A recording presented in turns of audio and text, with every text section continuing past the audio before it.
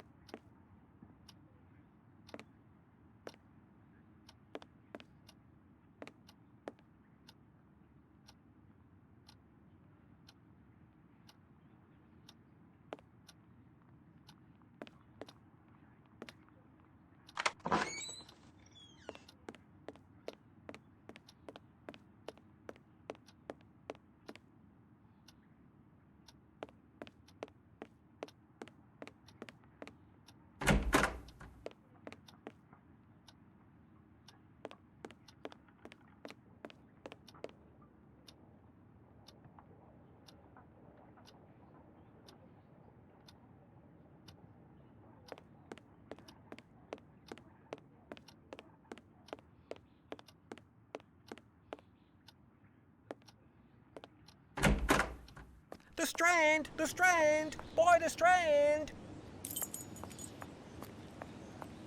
I have no reason to go there.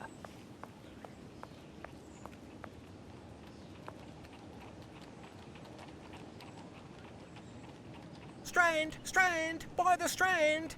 So, my young friend, what is the news? Nothing of interest for the great detective, sir. Those old stuffed shirts ate up half of London at their big scientifical to-do, and some Scandinavia princess is driving the locals wild with curiosity. A Scandinavian royal is in London? If you and the lads can look sharp and find out more about her visit, there will be some coin for your pockets. Righto, Mr. Holmes. If there's aught to be found, the irregulars will have it. I'll send the words out to the lads.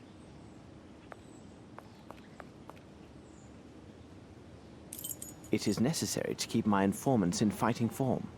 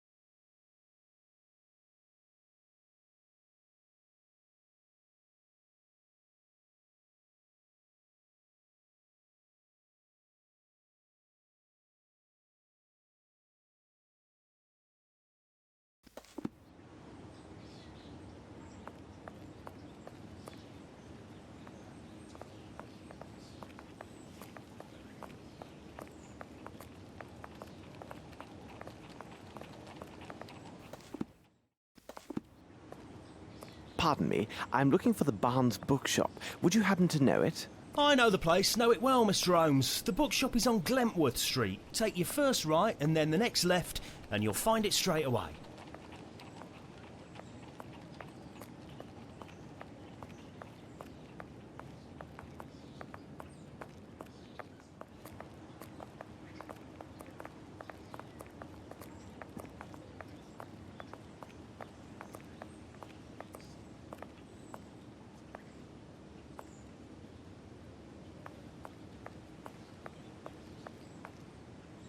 My respects, Miss Fleming. Good day, Mr. Holmes. My respects, Miss Fleming.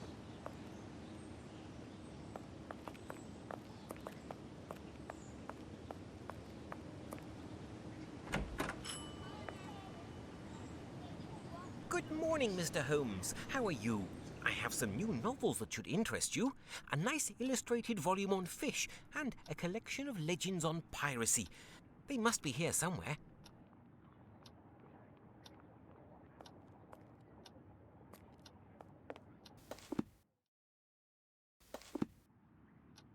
What can I do for you, Mr. Holmes?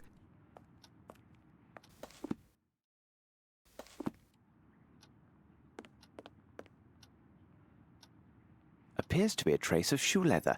Did somebody fall here?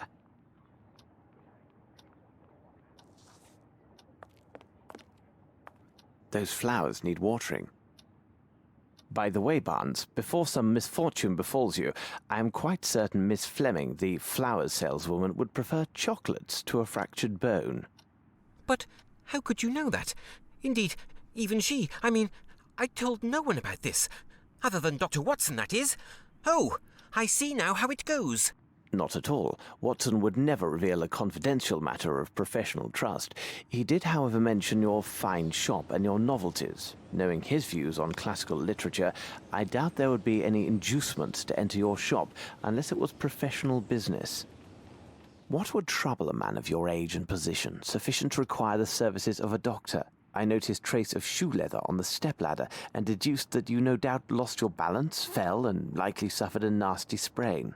As for the flowers, you deliberately let them die and left this sad display open to the public, hoping, no doubt, that their supplier would notice and take great efforts to come and replace them.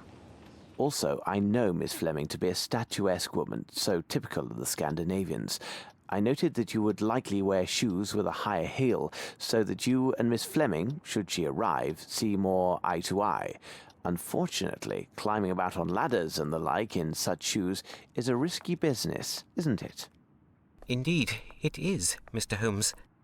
Believe me, Barnes, try chocolates next time.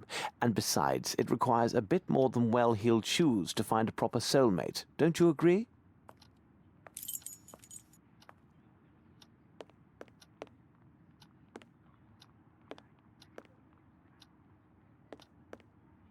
Ah, the pirate's book.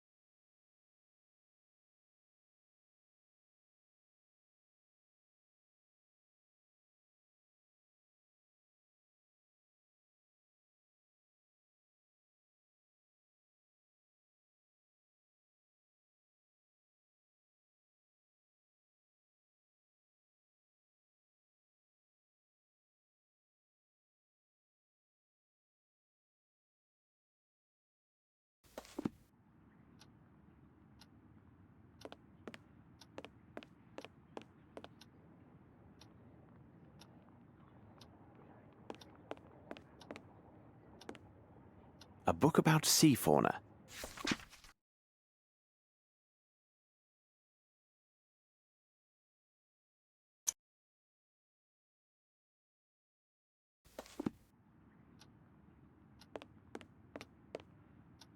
I will take them. Thank you, and goodbye, Mr. Holmes.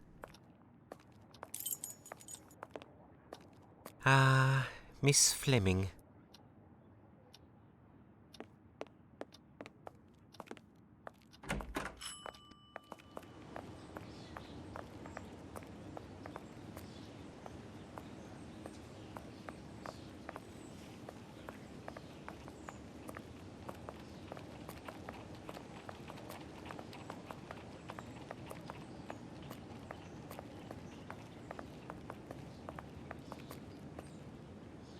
Holmes! Here!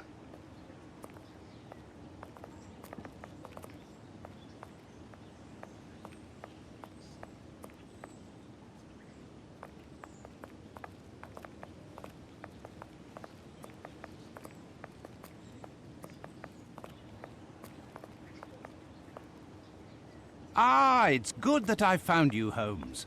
As I told you this morning, I visited Captain Stenick. Although his symptoms are not serious, the circumstances which caused his palpitations are quite peculiar. Perhaps you can make something of it. Here is Captain Stenick and Sergeant Ruffles.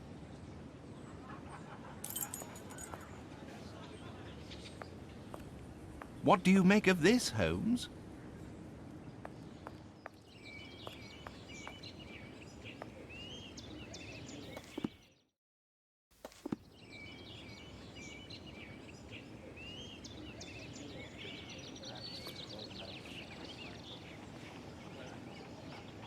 Now then, Sergeant, what is it about, and what elements of the crime do you have documented? Referring to the official report, the following particulars were taken down. A young Maori responding to the name Beaupa was reported missing by his employer, Mr. Stenick. No one in the surrounding area saw or heard anything relevant to this incident. In truth, we rarely concern ourselves with cases such as this, but the lad speaks not a single word of English, and according to his employer, has considerable strength. Considering the wild customs of his native land, who knows what damage he could cause? You must know, Mr. Holmes, there have been a few similar cases reported recently. The facts are much the same. Immigrants from the poor districts have been reported missing by their families. We expect that some low-class brothel has opened its doors to the local exotics, and Mr. Holmes, you can imagine how word would spread. Mark my words, with his unique looks and speech, we'll find this boy in no time. I imagine he'll have nothing worse to show than empty pockets and a delighted air. That is a possibility, to be sure. However, I would be most grateful if you could ask your superiors to send me the reports about those similar cases. I rely on you, Ruffles. Suit yourself, Mr. Holmes, but it seems to me you're just wasting valuable time. Trust the instincts of a seasoned policeman. In my professional view of the case, this lad went on a spree and will pop up wiser if poorer in pocket.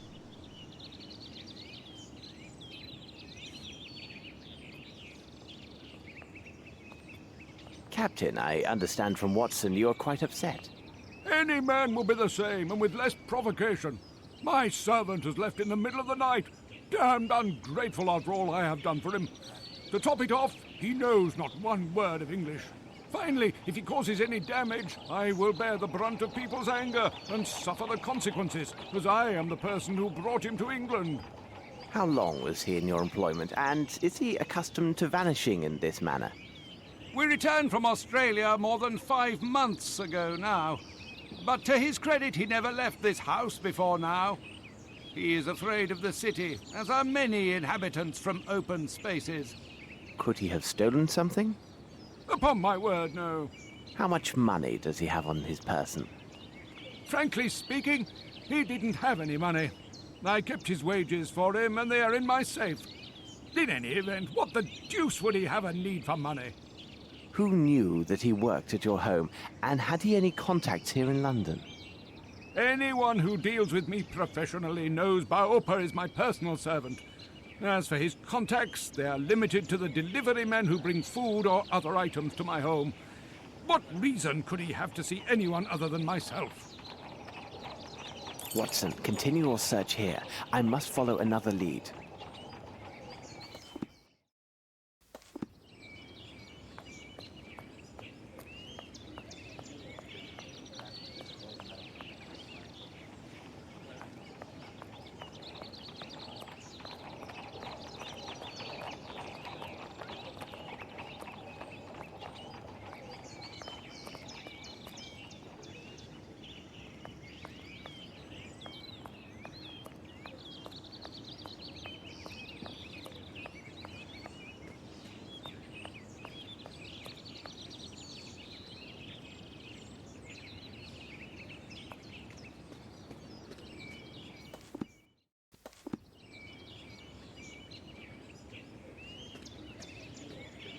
The lock was not cracked.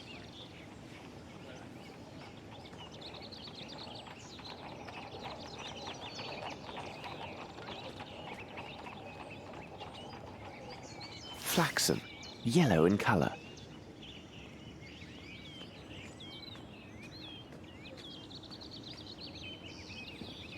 What a peculiar drawing.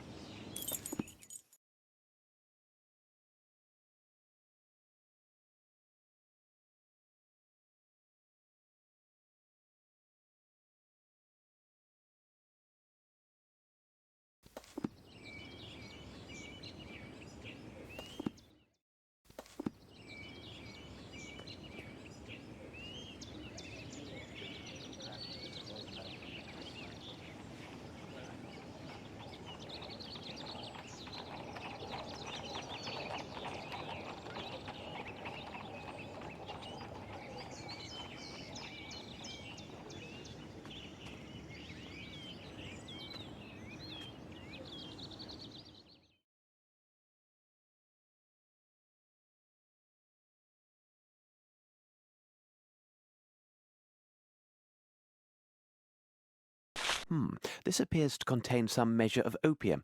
I shall analyze it at Baker Street.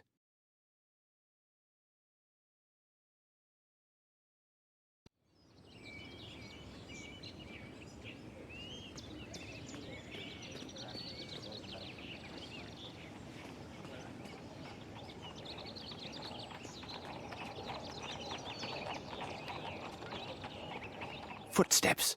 Let's see.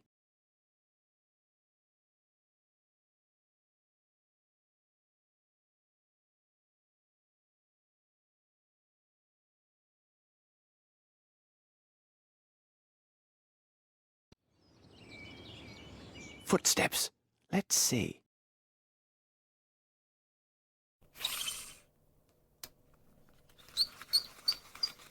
The size is undoubtedly 7. The shoes are also hard-soled.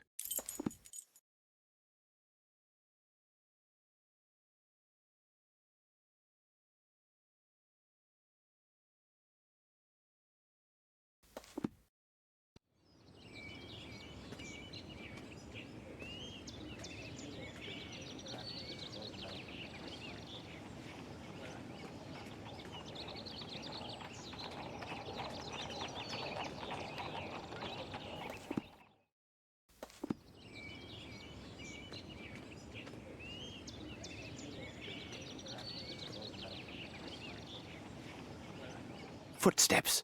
Let's see.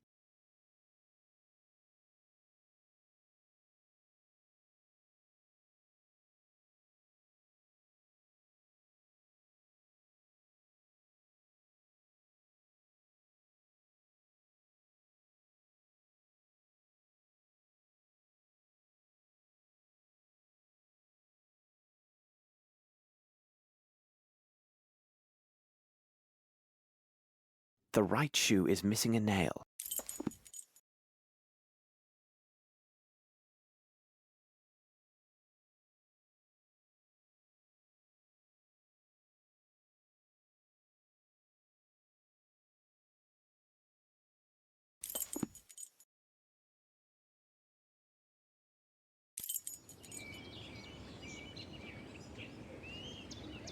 Footsteps.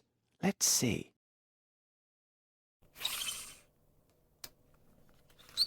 The size is undoubtedly 7. The shoes are also hard-soled.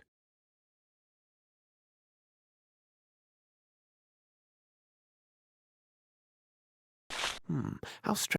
I shall have to examine this more thoroughly under the microscope.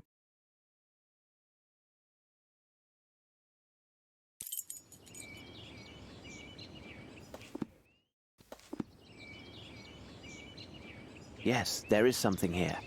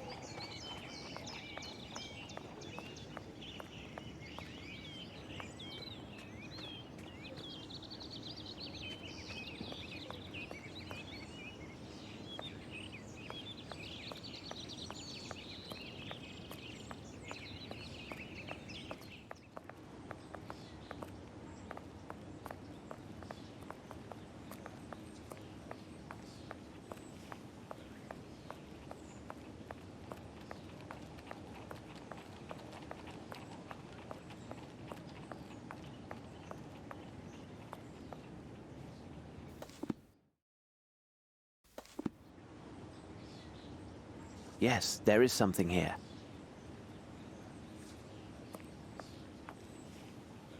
I have no reason to go there.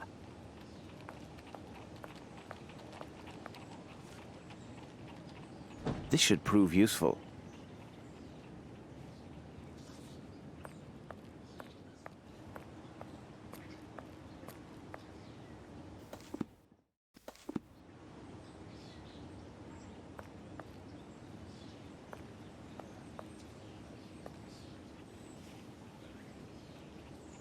Yes, there is something here.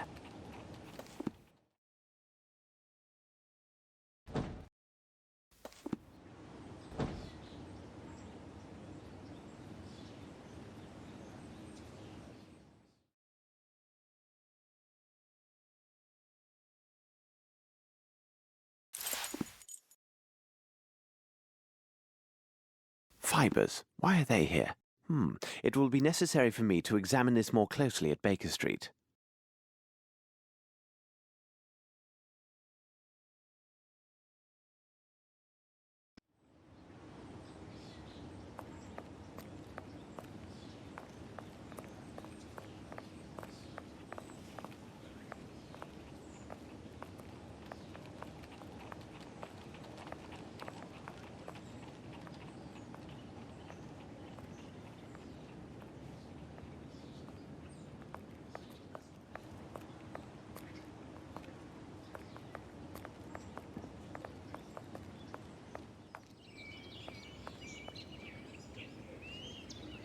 Come, Watson, we must return to Baker Street.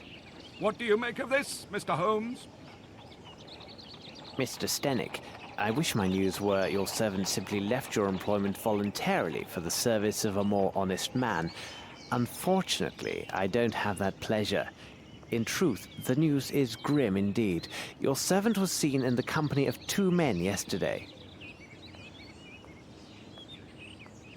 One of the 2 is a man of moderate size, very robust, and a mature age. His profession, which will be the key element in our investigation of this affair, will be determined by me within few hours. The other is a young Hindi who is tall and only recently arrived in England. There is a darker side to these events. Your man was not with them by choice. Rather, the evidence shows he was kidnapped. At this moment, the reasons behind this villainous act are unknown, but rest assured, the truth will not elude me for long. Gentlemen, I wish you a good day. Come, Watson, we must hurry. There's a great deal to do and little enough time to spare. Holmes, I must protest. You did not spare my client, Captain Stenick. This seems unusually harsh. That may be, Watson, but now what matters more is to know the reasons behind the kidnapping of this young aboriginal yesterday evening in central London, and more importantly, what has become of him. I must concentrate on a small experiment I will run to test my theories. Please go to the poor Lovelorn Barnes and ask him if he has something on the Maori nation and its traditions. Also, if you should happen to see the newsboy outside, find out what he knows, and if it has value, give him a coin. And for God's sake, don't be a miser, Watson. A miser? You cost me one of my patients, and you question my level of generosity with your informers? Oh, really, Holmes, sometimes you go too far.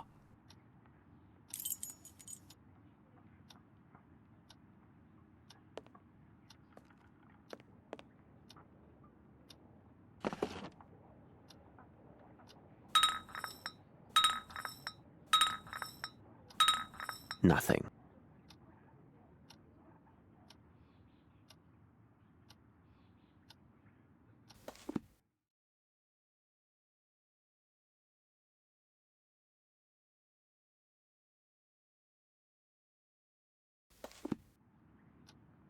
Nothing.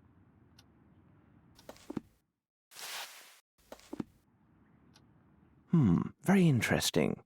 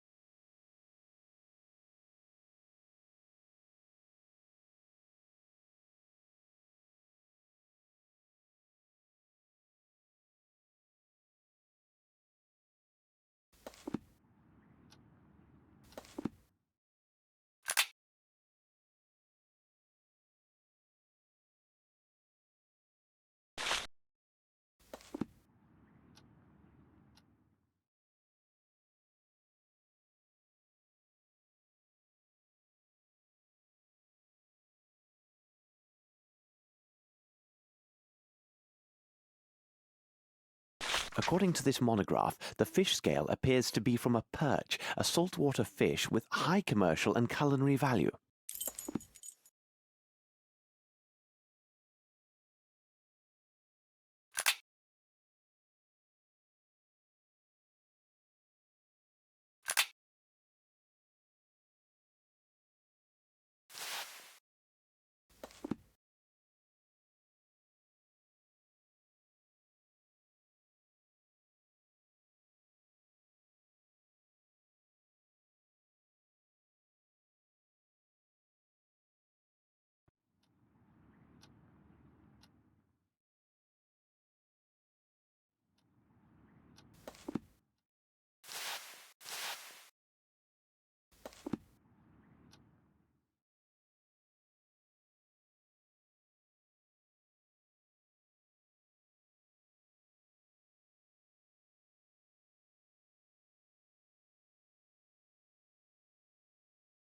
These rope fibers are clearly hemp. Now, about the origin of these stains.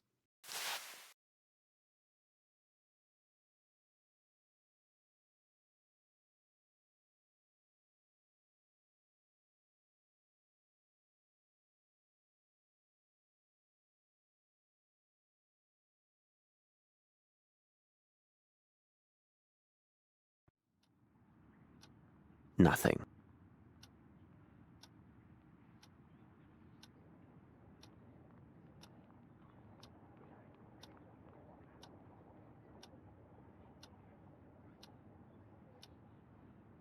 Nothing.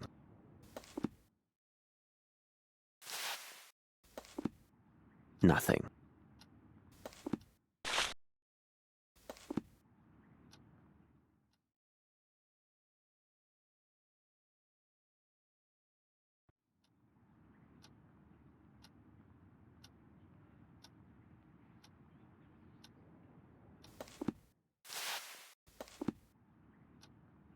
Let's see if I can obtain a reaction with the help of my chemicals and apparatus.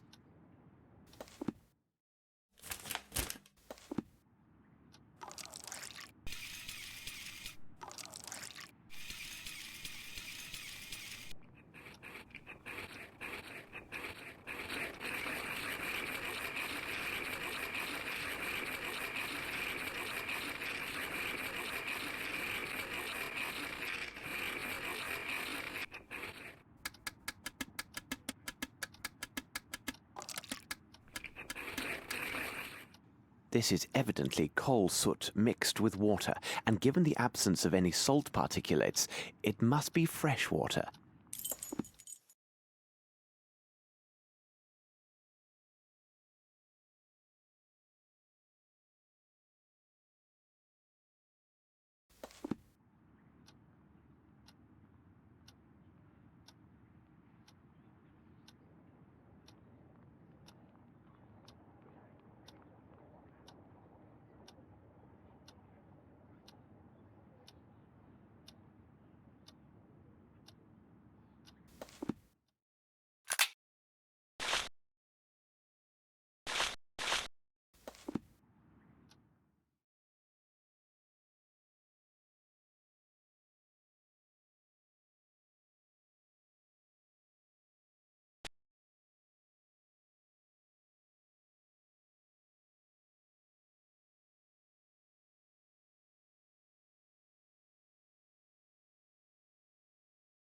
The meatball ignited but failed to burn completely. There are, without a doubt, mustard seeds present, probably in exotic form. What could be the other components, I wonder?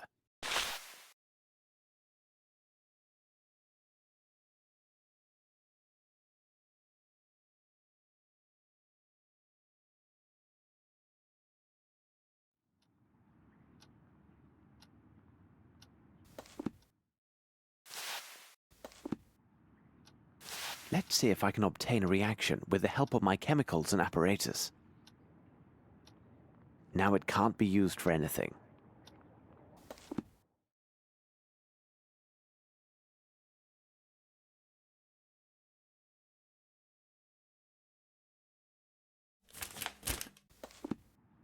Now it can't be used for anything. Now it can't be used for anything.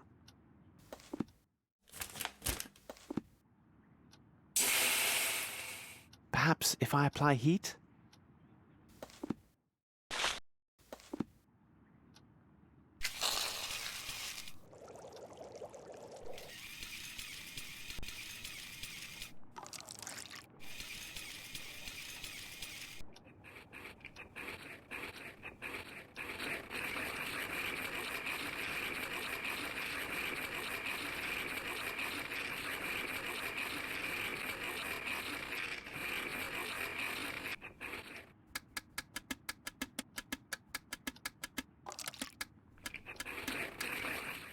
Incredible! I note a strong presence of opium blended with a concentrate of morphine.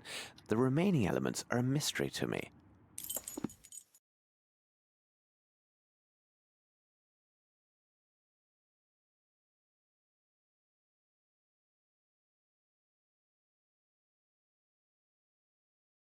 I should look from the window and see where Watson is.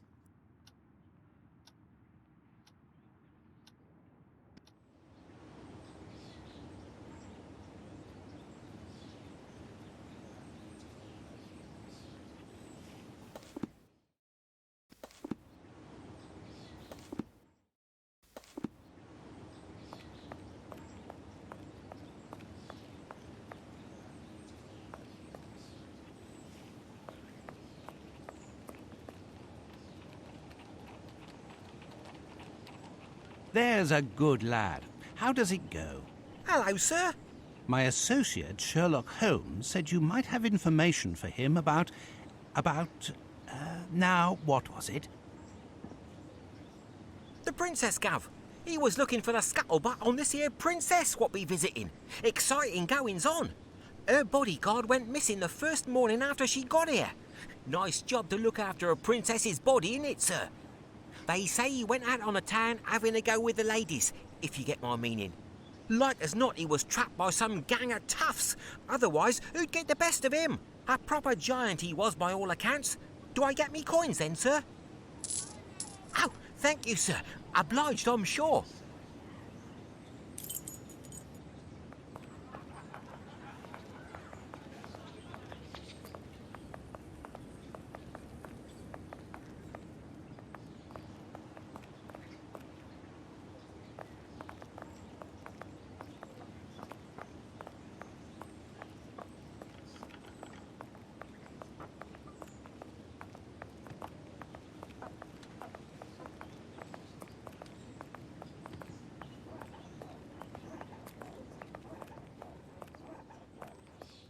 have no interest in going there.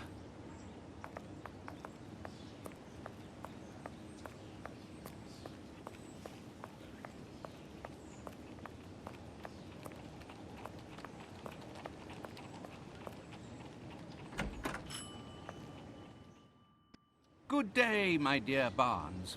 What about your... Tell me, Dr. Watson, physicians are obliged to keep their patients' confidences, aren't they? Of course. Whatever do you mean? A moment ago, Mr. Holmes came to my shop and seemed very well informed about the details of my recent accident. You and I both know that there is only one person who knew about my condition, correct? Sir, I can assure you... No, please, say nothing. It is so easy to ridicule my despair. But I love her. Can't you understand? I love her. Yes, indeed. In fact, I came here merely to see if you have a book on the Maoris. Over there, on the bottom shelf. Did you find what you needed?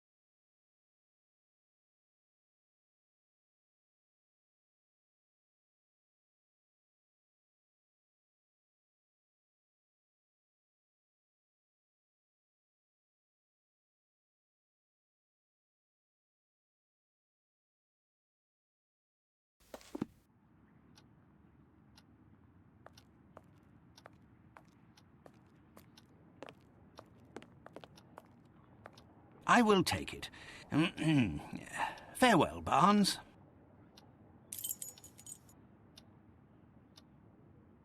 Oh, yes.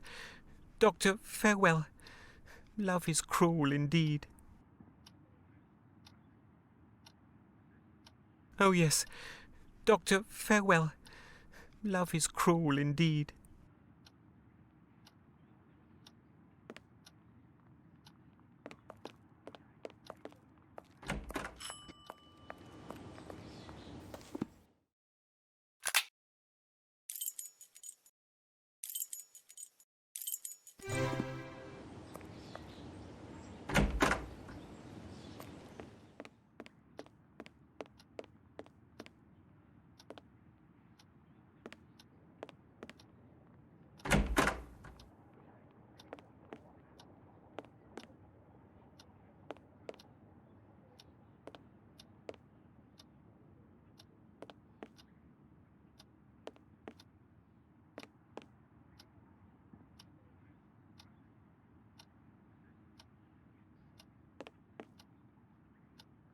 Holmes, what on earth did you say to Barnes to put him in such a state?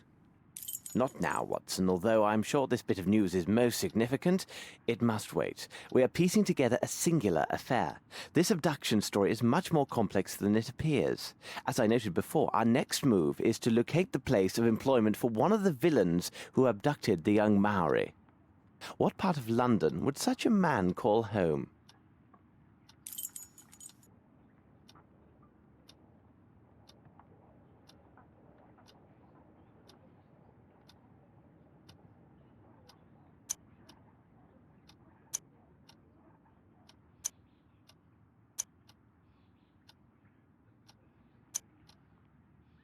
Yes, Watson, there is little room for doubt. Our man is a bargeman who works at the Thames River wharfs. He is more precisely employed to transport and handle fish brought in by various ships. Our next step is obvious. We must find a cab and make haste to the Thames, near the warehouses.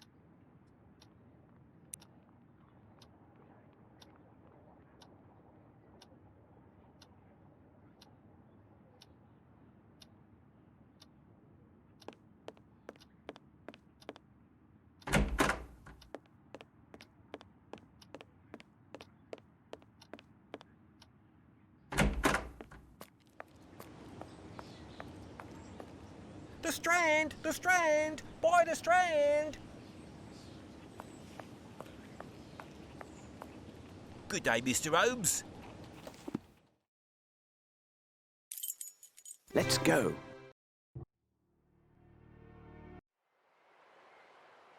Why did we come here, Holmes? Brr, it's rather sinister here, and so cold. Precisely, Watson. Ah, good. Here's a pub. We can warm ourselves inside. Excellent, Holmes.